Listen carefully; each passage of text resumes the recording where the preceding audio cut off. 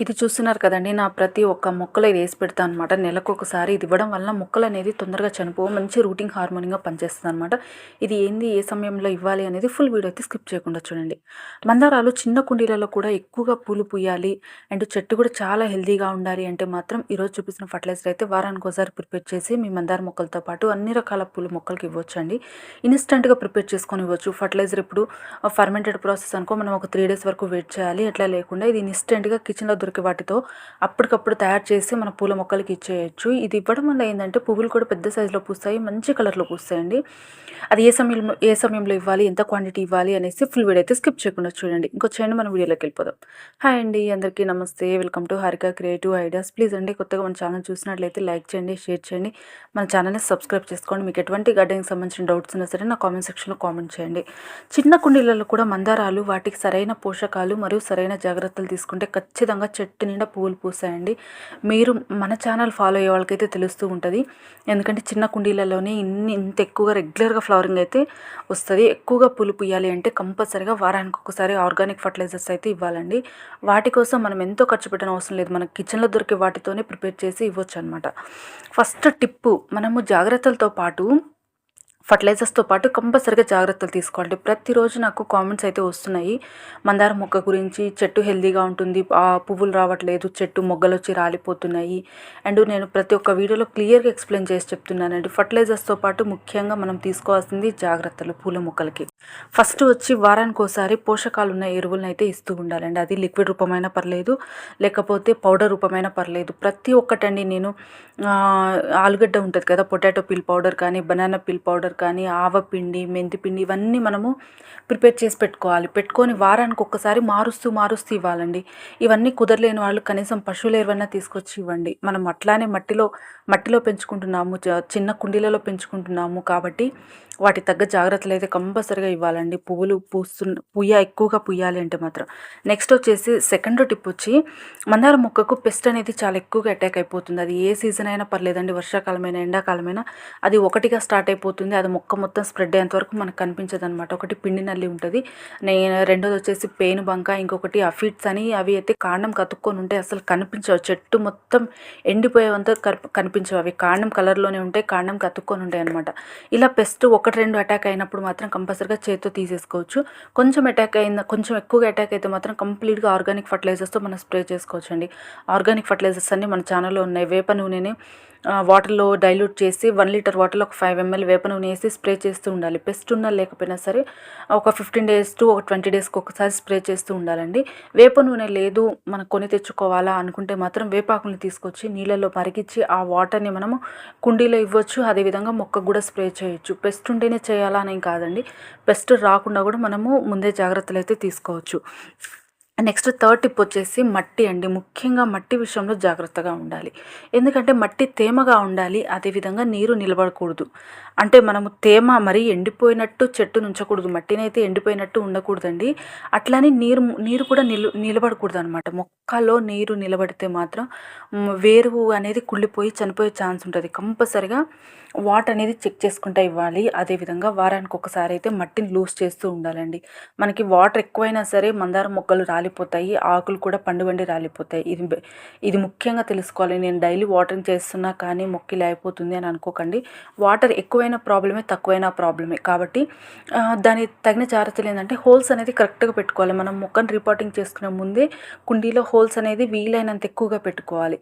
అదేవిధంగా మొక్కకి ఏమైనా పెస్ట్ అటాక్ అయిందంటే దాన్ని తీసుకెళ్ళి దూరంగా మన మొక్కలతో పాటు కాకుండా కొంచెం దూరంగా వేరేగా పెట్టి దాన్ని పెస్ట్ కంట్రోల్స్ అన్నీ స్ప్రే చేసి అది కంప్లీట్గా క్యూర్ అయిన తర్వాతే తీసుకొచ్చి మొక్కల మధ్యలో పెట్టుకోవాలండి. ఎందుకంటే అలాగే పెట్టడం వల్ల మిగిలిన చెట్లు కూడా ఎండిపోతాయి.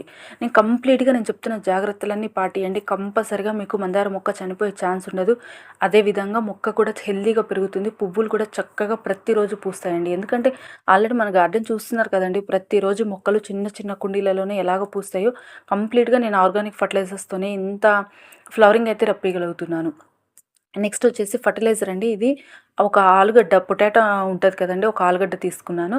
నెక్స్ట్ ఇది బీట్రూట్ అండి. బీట్రూట్ మంచి కలర్ రావడానికి చాలా బాగా ఉపయోగపడుతుంది. ఇది పౌడర్ ఫామ్లో ఇవ్వచ్చు, నెక్స్ట్ లిక్విడ్ రూపంలో కూడా ఇవ్వచ్చు.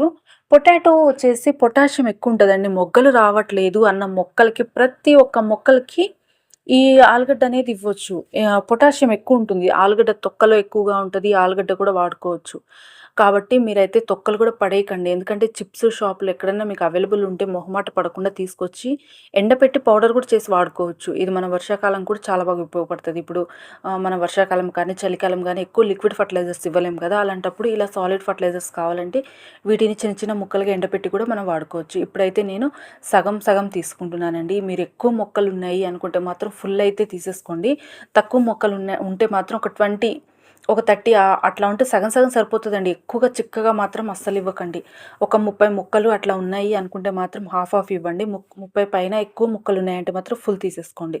నేనైతే ఒక హాఫ్ హాఫ్ తీసుకున్నానండి. కొన్ని మొక్కలకే ఇచ్చేసుకుంటున్నా నేనిది.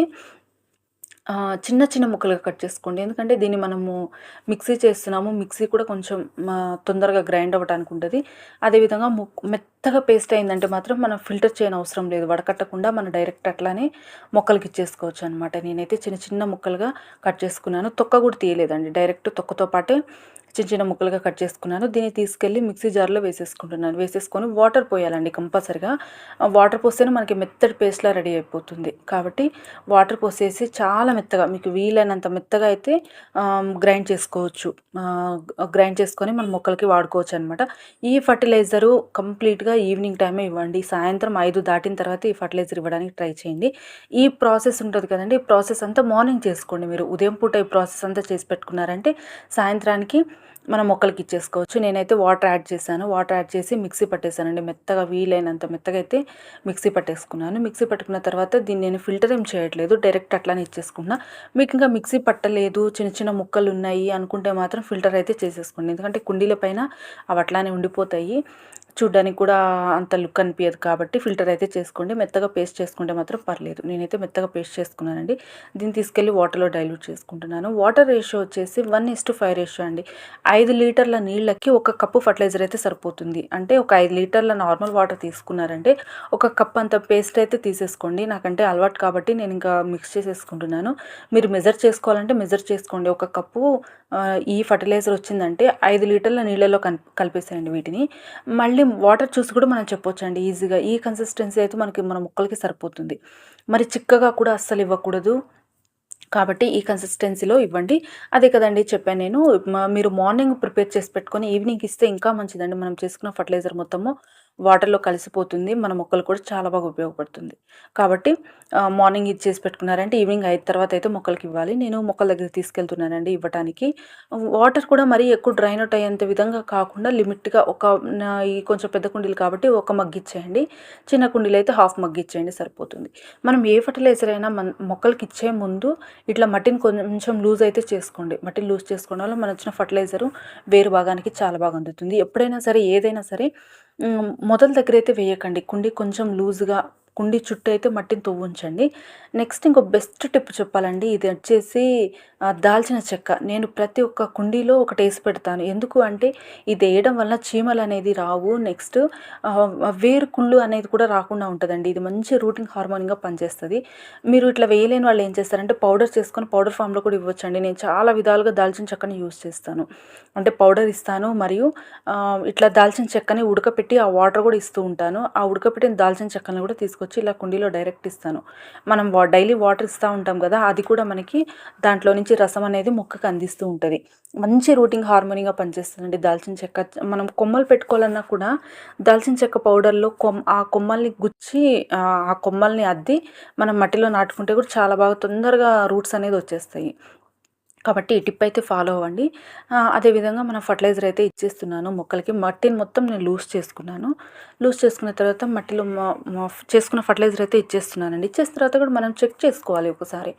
అంటే మట్టి మొత్తం పీల్చేసుకుంటుందా లేదా? లేకపోతే మనం పోసిన వాటర్ అట్లానే టాప్ సాయిల్ అలానే ఉంటుందా? అని ప్రతి ఒక్కటి మనం చెక్ చేసుకుంటా ఉండాలండి. మనం తీసుకునే చిన్న చిన్న జాగ్రత్తల వల్లనే మన పూల మొక్కలు ఎక్కువ పూలు పూయాలా లేదా అనేసి ఉంటది. వాటికొచ్చే పెస్ట్‌లను కూడా మనం ఎప్పటికప్పుడు అబ్జర్వ్ చేసుకుంటూ ఉండాలి. అంటే కొంచెం చిన్న పెస్ట్ వచ్చిందంటే వాటిని వెంటనే మనము రిమూవ్ చేసేయాలన్నమాట. అలానే వదిలేయకుండా. థ్యాంక్ యూ సో మచ్ అండి. ఈ వీడియో మీరు ఇంతవరకు చూసారంటే నచ్చిందని అనుకుంటున్నాను. నచ్చితే లైక్ చేయండి, షేర్ చేయండి. మన ఛానల్ సబ్స్క్రైబ్ చేసుకోండి. మరొక మంచి వీడియో